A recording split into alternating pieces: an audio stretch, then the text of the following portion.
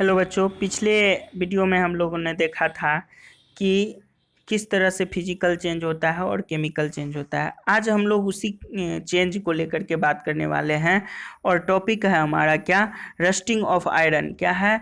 Rusting of iron. कैसे iron में rust लग जाता है और यह एक केमिकल चेंज है। मैं आपको बता दूं यह किस तरह का चेंज है, तो केमिकल चेंज है। ठीक है।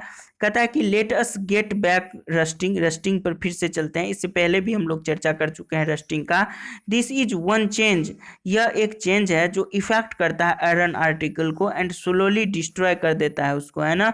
धीरे धीरे उसको कमजोर बना देता है और वो डिस्ट्रॉय हो जाता है। Since iron is used in making bridge, iron का यूज किया जाता है ब्रिज बनाने के लिए, शिप बनाने के लिए, कार बनाने के लिए, ट्रक बनाने के लिए, bodies and many other article, और दूसरे भी कई चीज़ें बनाई जाती है। The monetary loss due to the rusting is huge. इस देखिए होता क्या है कि आप इतना सारा चीज़ बनाते हैं तो रस्टिंग जब होता है तो ये इसको जब खराब कर देगा तो फिर से आपको बनाना पड़ेगा। तो इससे बहुत धन का जो है लॉस हो जाता है, पैसा का बहुत लॉस हो जाता है ना। The process of rusting can be represented by the following question. कहता है कि ये जो प्रोसेस ऑफ रस्टिंग होता है यह फॉलोइंग इक्वेशन के द्वारा, सॉरी क्वेश्चन बोल देते हैं कि फॉलोइंग इक्वेशन के द्वारा इसको देखा जाता है कि जब देखिए आयरन में ऑक्सीजन केस होता है, जब आप उसको खुले में छोड़ देते हैं यानी ऑक्सीजन के संपर्क में आता है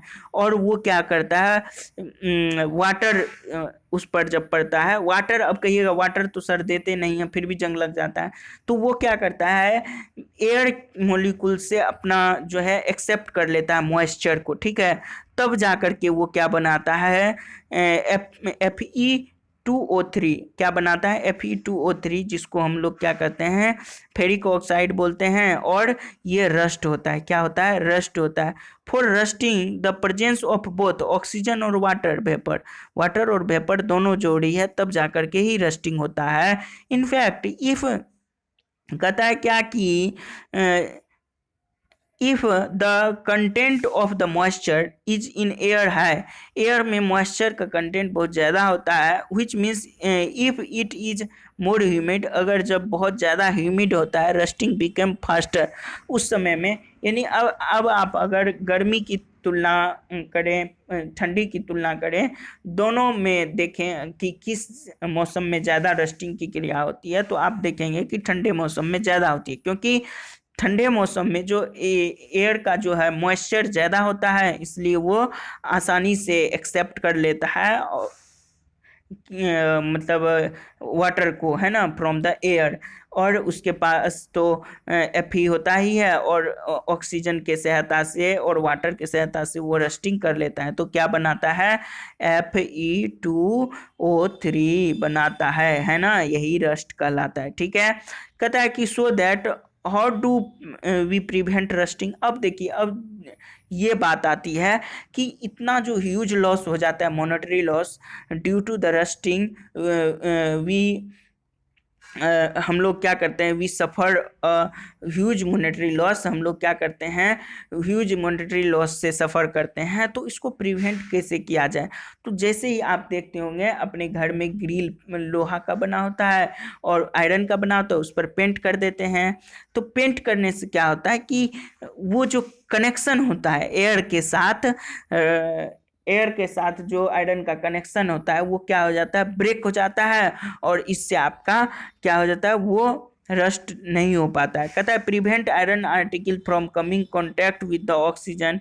तब क्या होता है, water both one simple way to apply the coat of paint और ग्रीस, ग्रीस लगा दें, उस पर पेंट लगा दें। इनफैक्ट दिस कोट, इस तरह के जो कोट हैं, शुड क्या करेंगे, apply regularly to prevent rusting.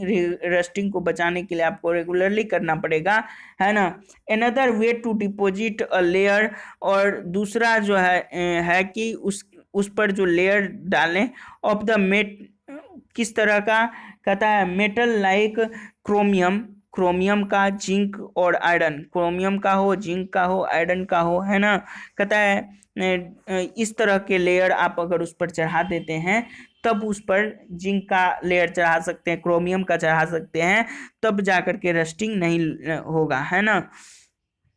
तो आप समझ गए। कहता है ओ ये पहली कहती है ओ दैट्स वाई, इसीलिए my friend Rita always complaining, वो कंप्लेन करती है about the iron article rusting so fast, कि आयरन का चीज़ बहुत जल्दी जो है ना रस्ट लग जाता है, उसमें जंग लग जाता है। She lives near the coast, वो कहाँ रहती है, कोस्ट कोस्टल एरिया में रहती है ना, तटवर्ती क्षेत्र में। कहता है द प्रोसेस ऑफ डिपोजिंग, और जो वो जो depositing of layer zinc, zinc का जो लेयर चढ़ाते हैं हम आयरन पे, उसको ग्लेवेनाइजेशन बोलते हैं।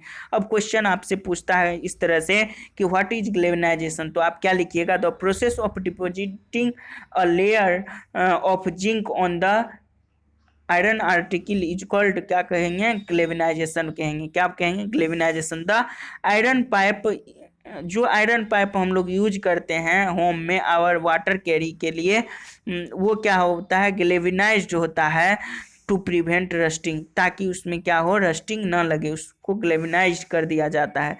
यू नो, आप जानते हैं कि that ship are made of iron, ship किस चीज से बना होता है, आयरन से बना होता है। And part of them remain under water, और उस शिप का जो पार्ट होता है वो अंडर वाटर रहता है, one part above the water, और उसके ऊपर जो एबव जो होता है वाटर, कहता है कि वाटर ड्रॉप जो है कीप क्लीन क्लेंजिंग और ship water surface, more river the water of the sea contain many salts.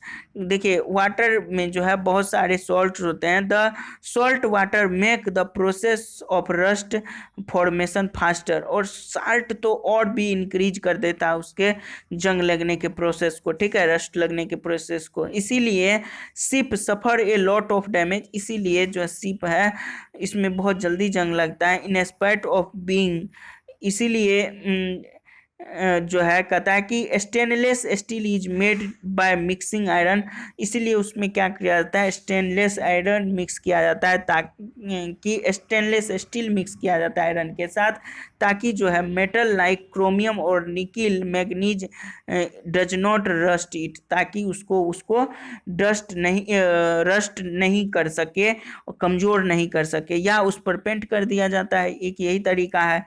कहता है so much so that the fraction of ship iron, ये जो शिप आयरन रहता है has to be repaired every year, इसीलिए इसको क्या करना पड़ता है, हर साल क्या करना पड़ता है, फिर से उसको रिप्लेस करना पड़ता है, उसमें बहुत सारा पैसा खर्च होता है।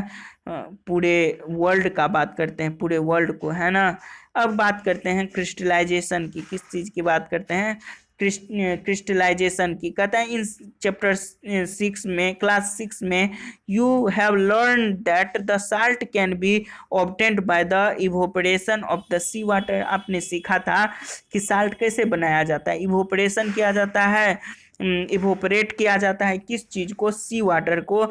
The salt obtained in this manner is not pure, तो वो जो साल्ट हम लोगों को मिलता है वो प्योर नहीं होता है। कहता है it's crystal are small shape and crystallise can not be seen clearly, वो क्रिस्टल जो है बहुत स्मॉल शेप में होता है, वो नहीं दिख सकता है clearly. However large crystals of pure substance can be form, उसको लार्ज क्रिस्टल्स के रूप में बनाया जाता है, फॉर्म किया जाता है ना।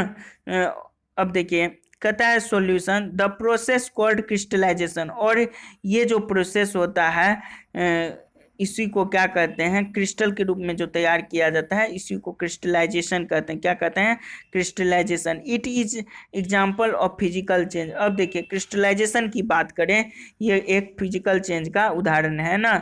6.9 में देखें, to be performed in the presence of teacher, teacher के प्रेजेंस में क्या परफॉर्म होता है, question.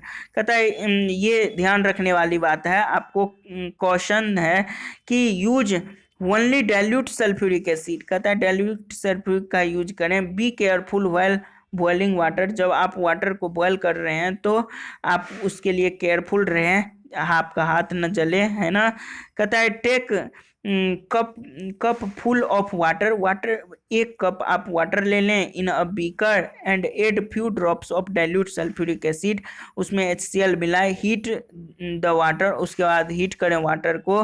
When it start boiling copper sulphate powder slowly, कहता है क्या कि जब यह हीट होने लगे तो इसमें डालें क्या चीज़, copper sulphate continuously, the continue adding copper sulphate powder till no more powder can be dissolve, कि मतलब तब तक डालें कि जिससे कि वो डिजॉल्व ना हो, ठीक है। और तब क्या होगा कि फिल्टर द सॉल्यूशन, और उसके बाद उस सॉल्यूशन को छान ले, allow it in it cool, और उसको ठंडा होने दे, don't disturb the solution when cooling, जब वो ठंडा हो रहा है तो उसको छुए नहीं, उसको छोड़ दें इसे।